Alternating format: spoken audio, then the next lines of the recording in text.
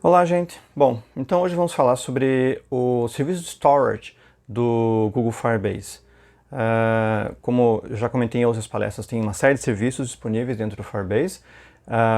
O Real-Time Database é um dos mais usados, o primeiro, mais famoso, e o serviço de storage também é um serviço bastante utilizado e bastante útil, como a gente vai ver, e simples para ser usado. Então vamos abordar ele aqui e ver os diferentes tipos de possibilidade que nós temos com storage e como é que a gente pode gerenciar isso. Bom, o serviço de storage é o serviço de upload, de armazenamento em nuvem que o Google Firebase tem. Ele é fortemente baseado no Google Cloud Storage, até porque a gente já tem um serviço de storage do Google, o Google Drive baseado nisso, bem na verdade. Você pode contratar esse serviço de storage separadamente, caso seja necessário.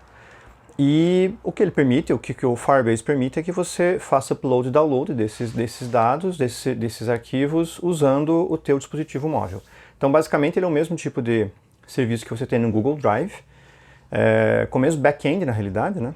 Mas o que ele faz é permitir que você consiga fazer isso da API do seu Android, do seu iOS, de uma programação web usando JavaScript e outras coisas. Ele também é disponível com outras APIs. E é um serviço bastante robusto, tanto que o Google Fotos, o Spotify e outros serviços bastante famosos usam o Google Cloud Storage para isso. E a gente consegue acessar, inclusive, os recursos que a gente colocar usando o Firebase Storage através do Google Cloud Storage também. Basicamente, se você fosse subir e baixar arquivos o tempo todo da rede, você teria lá suas complicações relativas a como é que eu vou fazer a parte de rede. Obviamente, o serviço que você vai ter que usar para isso, nem sempre um web service comum vai permitir que isso aconteça, pode ser que ele seja muito complexo para um web service comum. Eventualmente você vai ter perdas de conexão de rede, a sincronização e todo o resto, encher de estruturas mais complexas de async tasks dentro da sua aplicação. E a vantagem do Firebase Storage é que tudo isso é tratado pela API. Então, todo o acesso que você tem, toda a rede, toda a complexidade relativa vai ser tratada pela API e o programador tem mais tempo para se preocupar com o objetivo final da aplicação. Como você tem o Google Cloud Storage como back-end, a estabilidade, a escalabilidade são largamente garantidas por conta disso. É claro que tem que lembrar que no plano gratuito você tem um limite para quanto você pode fazer armazenamento, quantos uploads, quantos downloads, a taxa que você pode transmitir diariamente, mas de novo aquele mesmo mantra se repete, né? Se você já tem tantos clientes, já tem tanto armazenamento subindo e descendo do storage no seu aplicativo, quer dizer que ele está tendo um certo sucesso, então talvez o modelo econômico dele já tenha funcionado. Você pode criar segurança dentro da própria aplicação, tratar isso dentro do storage, pode tratar a segurança como outros produtos dentro do Firebase também. Isso torna ele bastante versátil. Para que você consiga trabalhar com ele, a primeira coisa que você tem que fazer é ir lá no console do Firebase e ativar o storage. Isso vai ser necessário na primeira vez. Tem um Get Started lá, você pode clicar e verificar, por exemplo, as regras de segurança e de localização. As regras de segurança basicamente são as mesmas que a gente tinha até com o database, tem com outros serviços. Basicamente, para testes é bom que você deixe a autenticação aberta, a gente vai fazer isso na nossa demonstração. Você pode alterar a autenticação para if true, então sempre vai acabar te dando alguma coisa, mas o padrão é que você verifique que o auth seja diferente de null, para que a autorização de autenticação exista, você saiba quem é o usuário, e daí você possa aplicar essas regras dentro do curso de aplicação, dentro do que vai fazer. A parte de localização diz respeito a aonde você vai colocar o teu storage. Então, qual vai ser o ponto principal dele? É a Europa, a América Latina? Isso pode variar de bucket para bucket. Bem, na verdade, o bucket seria a organização de nível superior que você tem dentro do storage. Então, cada bucket, cada espaço de armazenamento tem um raiz, e é nesse raiz que você vai tratar. Na versão gratuita, você tem só o bucket default, mas pode criar adicionais se por acaso você tiver a versão pago, plano pago. São basicamente as subdivisões que você tem. E você pode controlar a localização também pelo bucket. E o ponto interessante é que você pode ter diferentes locais para armazenamento, dependendo do local que você está, porque a nuvem do Google é global. Então é importante que você possa dar informações para ela de aonde colocar esses dados e de que forma tratar. Na aplicação, a implementação é bastante semelhante ao que nós já vimos antes. Então, basicamente, você tem que carregar o SDK do storage para o seu aplicativo. Lá no build Gradle da aplicação, você coloca a implementation do SDK. Basicamente, Firebase Storage, alguma coisa. Então, lá na documentação, você pode ver a última versão que está disponível e colocar lá para o seu aplicativo. Como sempre, lá no console, você tem aquele Go to Docs. Vá para a documentação. Você clica lá na documentação, você pode ter a lista de todas as APIs disponíveis e daí verificar a API específica do Firebase Storage, qual versão que ela está rodando. A sincronização depois disso é interessante e você consegue então daí passar a poder programar dentro dela. Dentro da sua aplicação em particular, todo o acesso aos recursos do Firebase vai se dar a partir de um objeto chamado referência.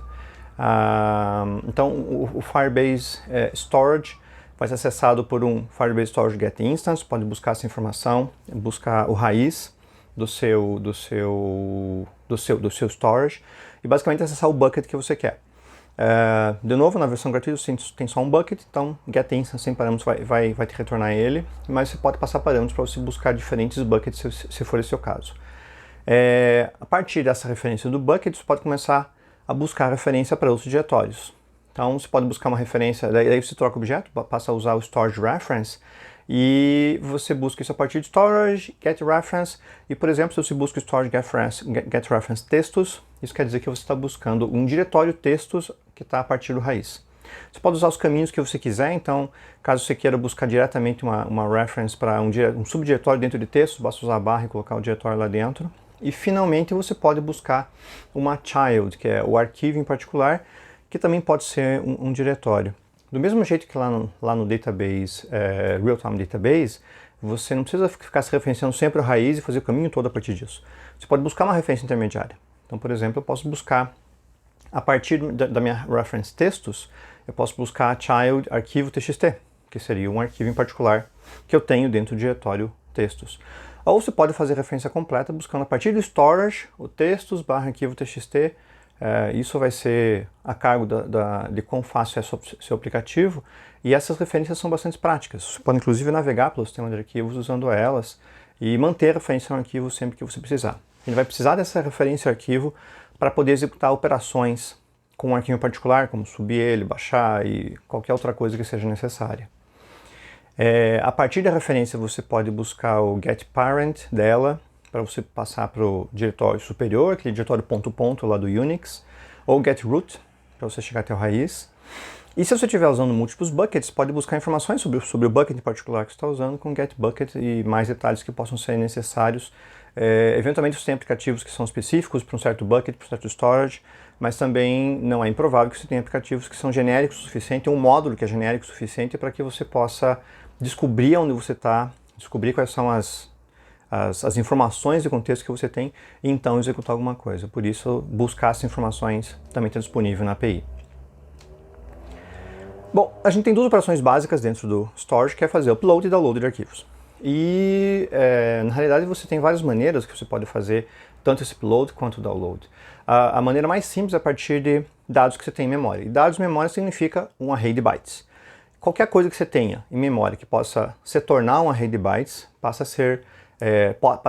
a poder ser utilizado para o upload de arquivos. Tem um detalhe dentro disso, é que se você precisa colocar alguma coisa que está num array de bytes, esse array de bytes tem que estar em memória. Portanto, o seu arquivo inteiro tem que caber na memória do teu dispositivo. O que vai ser prático se você tiver, porque é fácil de programar isso, né? Fica mais simples de programar com um array de bytes, mas é prático só se você tiver um arquivo que seja pequeno, então um JSON pequeno, um texto pequeno, um bullet de imagem, um thumbnail, né? Uma miniatura da imagem, ou uma imagem de um certo tamanho, mas isso vai deixar de ser prático quando você tiver, por exemplo, um arquivo de vídeo, um MP4, por menor que seja, não por menor que seja, mas um arquivo mediano pode ter algumas dezenas, centenas, ou até 1 gigabyte ou coisa assim. Então, é prático trabalhar com dados de memória, mas você tem o limite da memória do dispositivo, a memória que o teu aplicativo está usando naquele momento. Outra maneira que você pode fazer é trabalhar com um stream de dados. Então, você abrir um arquivo dentro do teu dispositivo, está lendo dados desse arquivo, você pode conectar esse stream direto com o storage. Então você valida o stream e vai enviar para o storage automaticamente. Isso quer dizer que você vai manter memória em uso somente para o buffer que precisa tratar aquele pedaço do arquivo naquele momento em particular. Então o uso de memória é drasticamente reduzido. Isso pode ser útil quando você tem que, por exemplo, processar alguma coisa no arquivo enquanto está lendo. Então, se vocês lembram lá dos streams do Java, eles são extremamente versáteis. Isso pode concatenar em streams um no outro. Então, por exemplo, você pode ter um stream que compacta ou descompacta arquivos, um stream que criptografa ou descriptografa informações. Então, você está lendo de um stream do teu arquivo central e está compactando e criptografando ele, por exemplo, usando o javax.crypto, e daí joga dentro do storage, caso você queira gravar ele diretamente criptografado.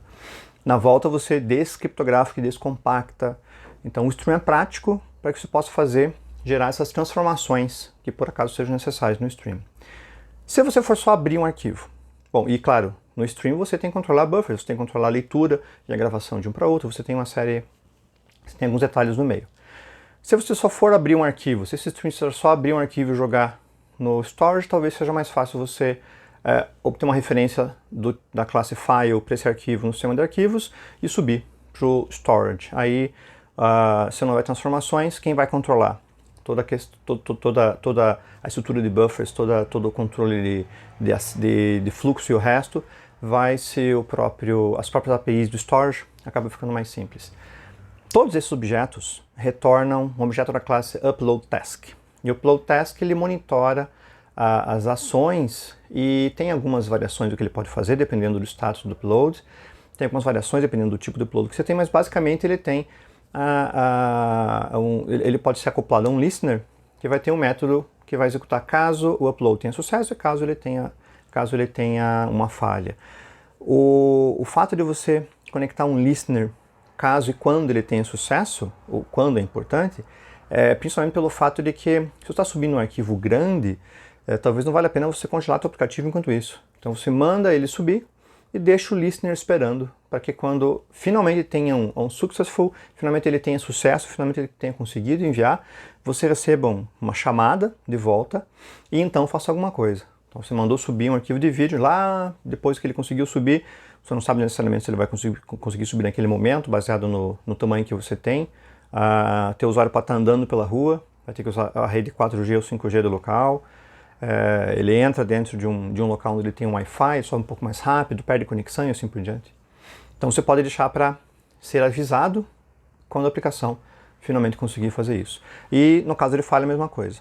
A própria API vai tentar fazer retransmissões diversas vezes, você pode configurar dentro da API, a documentação mostra coisas sobre isso, de quais são os limites que você tem, né?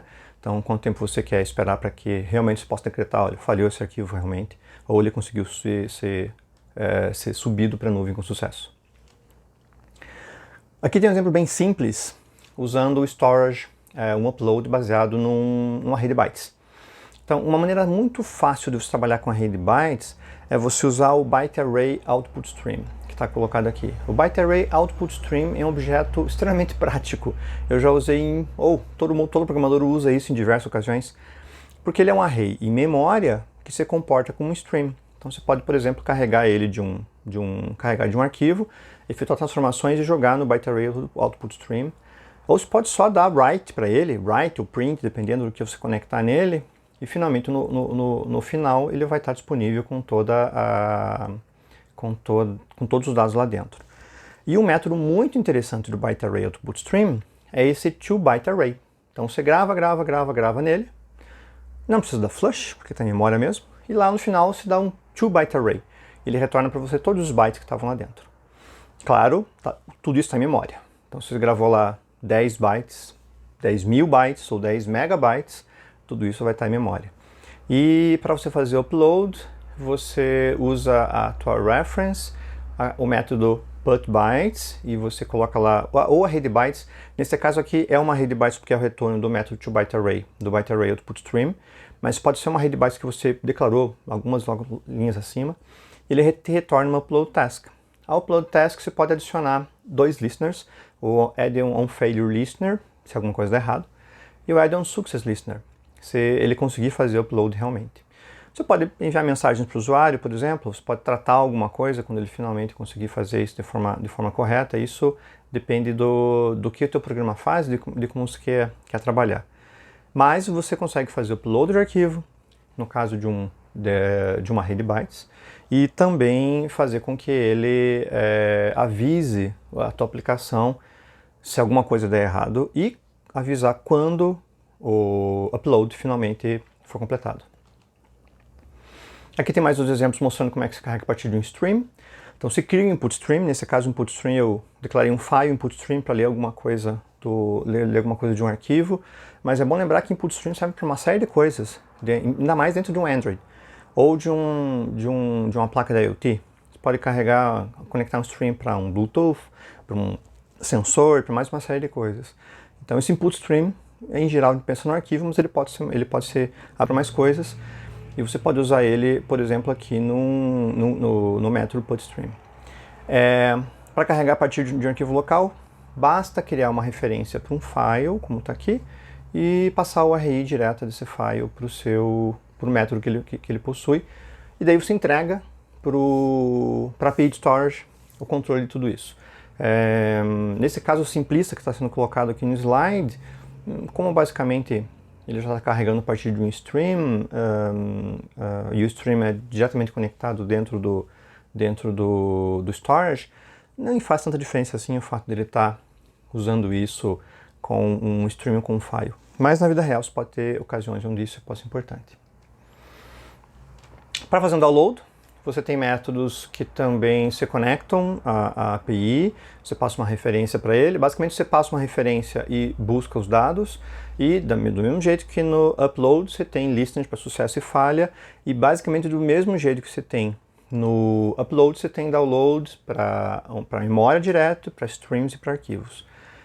De novo, o download tem a mesma restrição, como o arquivo vai ser carregado inteiramente em memória, isso pode ter algum problema. Isso pode acabar tendo sobrecarregar demais memória do dispositivo ou coisa assim. Por isso, o método que faz o carregamento, ele tem um parâmetro que é o volume máximo de tamanho que ele suporta. Então, se você está trabalhando com thumbnails ou com miniaturas de imagens, você pode setar um tamanho para 100K, 500K, ou menos do que isso até. Bem, na verdade, um thumbnail tem que ser bem menos do que isso. E você ou vai carregar o arquivo inteiro, ou ele vai chegar no limite e vai parar de carregar para proteger a tua memória, para evitar que você tenha uma sobrecarga dentro do sistema. Isso faz com que ele seja usado só para alguns tipos de aplicação, onde você sabe exatamente qual é o tamanho e sabe que o tamanho vai caber na memória do teu dispositivo. Alguma coisa de tamanho arbitrário, como um arquivo de vídeo, coisa assim, claramente não é o caso para ser usado aqui. Para você carregar para um arquivo, você vai usar o getFile e daí conectar ele direto com o arquivo, ele vai colocar isso para você. E você pode baixar ou criar uma URL para o arquivo em particular que você está usando, baseado numa reference, busca a URL, e daí a partir da URL você pode carregar como se fosse um web service, transmitir essa URL, ou fazer alguma coisa que seja necessária a partir dela. E sempre lembrando de que os diversos dispositivos têm diferentes opções, têm diferentes necessidades em termos de tamanho. Até por sinal, eu estava recentemente brincando com um brinquedinho antigo aqui. Isso daqui é um Nokia 6850, 6250, alguma coisa assim, que foi um telefone muito usado no final da década de 90, começo dos anos 2000. Era muito prático, tem todos os botõezinhos aqui. Foi engraçado quando eu mostrei isso aqui pro meu filho, inclusive, que ele ficou olhando assim, para que servem esses botões? Por que tem esse monte de botão aqui? Naquela impressão de que, porque não tem uma tela que aceita toque, né? Essa tela não aceita toque, mas é um celular que naquela época tinha câmera. Isso é uma coisa bastante interessante. E eu, só por distração, eu tirei uma foto, deixa eu achar a foto em particular agora, daqui de uma árvore pela janela, e é claro que a qualidade não é exatamente assim uma maravilha. Essa aqui é a qualidade da foto, essa aqui é a foto em particular. A tela também não tem uma qualidade fantástica, mas acreditem em mim, esse tipo de dispositivo aqui, há uma década e meia, uns quase 20 anos atrás, era alguma coisa bastante invejável. E essa foto que está aqui é uma foto que, se não me engano, é VGA. Então, essa foto não vai ter quase nenhum peso em termos de quanto ela gasta para ser executada. Já hoje em dia nós temos algumas questões relativas a isso, porque celulares conseguem tirar fotos com uma qualidade tão alta, além desse... Bom, a gente já está passando da faixa dos 100 megapixels para celular. Claro que eles usam isso tentando quadruplicar o pixel para deixar ele mais preciso, enfim. Mas as fotos podem ser potencialmente grandes, mesmo uma foto pode ser potencialmente grande. Um filme em 4K, então, que boa parte dos celulares top de linha hoje em dia já consegue fazer. Tem alguns vindo com 8K. Eu não vou dizer que isso é extremamente inútil, porque já tem TVs 8K sendo vendidas, enfim. Mas, então, os arquivos são bem grandes. Esse cuidado no tamanho do arquivo para o storage pode ser particularmente interessante. E também pode ser interessante ter esse cuidado em relação ao tamanho do arquivo, quando você está planejando o quanto você vai usar de storage lá na nuvem, quanto você vai pagar por isso, né? Sobre tudo isso daqui, como é que se faz o download, exemplos e o resto, o nosso bom e velho, leia o tal do manual, em bom português. Então dá uma olhadinha lá no manual, dá uma olhadinha na documentação, ele é bastante prático com os exemplos que a gente tem aqui. Bom, isso aqui é um GetBytes com um exemplo do download de arquivos, então eu coloquei ali 100.000 para bytes, que é um tamanho pequeno, ele está buscando os dados ali dentro. Coloquei um add onSuccess listener, e no onSuccess, quando ele finalmente conseguir fazer esse download, aí então me entrega a rede bytes. Perceba uma coisa aqui, todo o tratamento de preencher a rede bytes, fazer o buffer disso, se der algum erro ele começar de novo e alguma coisa assim, está a cargo da API. O que eu sei é que quando rodar, chegar nesse método onSuccess, eu vou ter uma rede bytes preenchidinha para mim, íntegra, e que eu posso tratar ela de alguma forma. E daí essa rede bytes está de toda maneira que for. Aqui no caso eu transformei um byte array input stream para ficar lendo ele e brincando com os bytes à vontade. Mas ali dentro vão estar todos os bytes do arquivo, você pode fazer o que você bem entender com ele depois. A grande vantagem é todos os possíveis problemas, idiosincrasias e ocorrências são tratados pela API. No final você tem um método que te entrega, olha, está aqui tua rede bytes, ou está aqui tua referência para um file, ou está aqui tua array. Você brinca com isso depois. Bom, assim como você pode subir e baixar arquivos, você pode também excluir arquivos. Quem faz isso é o método delete. Você tem que ter um certo cuidado porque a exclusão é permanente. Você não tem um del e um shift del, tudo é shift del. Dentro do bucket, se você estiver no plano pago, se não me engano, é melhor eu confirmar isso, mas eu acho que só no plano pago, você pode habilitar a função de Object Versioning. E isso daí no bucket vai fazer com que você tenha várias versões. Quem tem Dropbox, Google Drive já usa isso no plano mais pago, pode observar isso. Mas por padrão, deletou, você perdeu. O máximo que você pode fazer é voltar com o versionamento. E o método delete precisa de uma referência e tem de novo o success e o failure listeners para que você possa de alguma forma tratar o que possa ter acontecido. É um sistema que pode ser multiusuário, né? Alguém pode ter apagado antes de você pode não ter direito para fazer isso e assim por diante.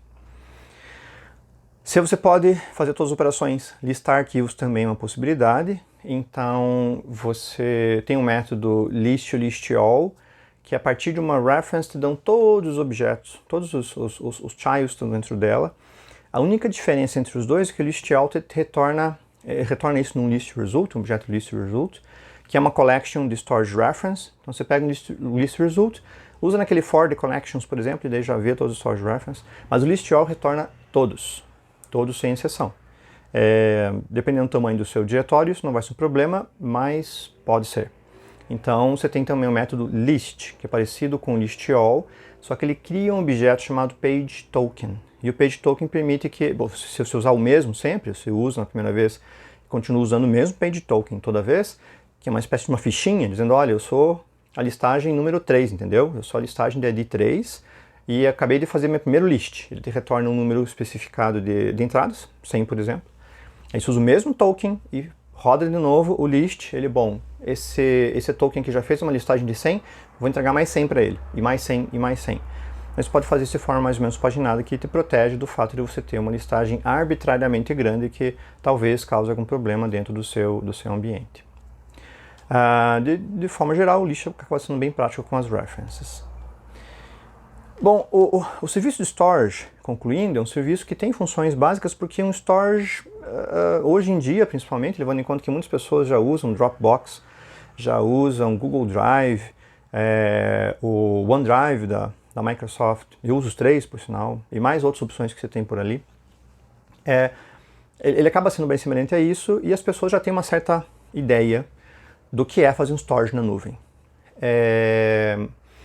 O interessante é como você usar isso dentro do teu aplicativo e que tipo de poder que ele te dá, que tipo de facilidade a mais que ele te dá dentro do aplicativo, que pode ser bem interessante. O storage do Firebase, ele é baseado no Google Storage, então, além de ele ter toda a escalabilidade e todos os recursos disponíveis ali dentro, ele permite, por exemplo, que você se integre com os aplicativos, porque você vai ter uma referência para um Google Storage. Então, se você fez aplicações já com Google Storage, você tem um GS //, que permite navegar dentro dele e permite que você acesse de outros aplicativos. Então você pode ter um aplicativo usando o Firebase Storage que está interagindo com os aplicativos dentro do teu ecossistema Google que usa o Google Storage. Isso, dependendo do que você está fazendo, pode ser uma vantagem. Por outro lado, você vai ter que, na maioria das vezes, usar um plano pago para isso, dependendo do volume que você queira. O volume inicial gratuito não é assim tão alto. Uma aplicação maior, eu estou querendo dizer, e então isso tende a ser um volume maior em pagamento também. Perceba que isso permite que o usuário grave seus arquivos lá dentro, ele pode usar muito mais bytes, por exemplo, do que ele usaria para registros dentro de um banco de dados, que o banco de dados é quase completamente escondido do usuário, né? A gente trabalha com o banco de dados por uma API. Os arquivos o usuário vê claramente, então ele sobe, desce, trabalha à vontade com isso. E na implementação, sempre prevejo a possibilidade de acesso concorrente e apesar que você pode fazer uma série de coisas sem listeners, é bom usar os listeners para saber realmente que a operação que você mandou fazer aconteceu. Ou se não, e qual erro aconteceu e como é que você informa o usuário a partir disso.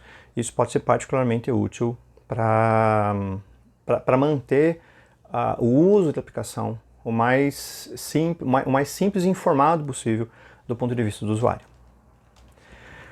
Bom, isso aqui foi o básico que nós tínhamos para ver a partir do Google Storage. Tem uma demonstração seguindo para vocês terem uma ideia melhor de como ele funciona, mas como a gente pode ver é um serviço simples, mas que pode ajudar bastante em alguns tipos de aplicação.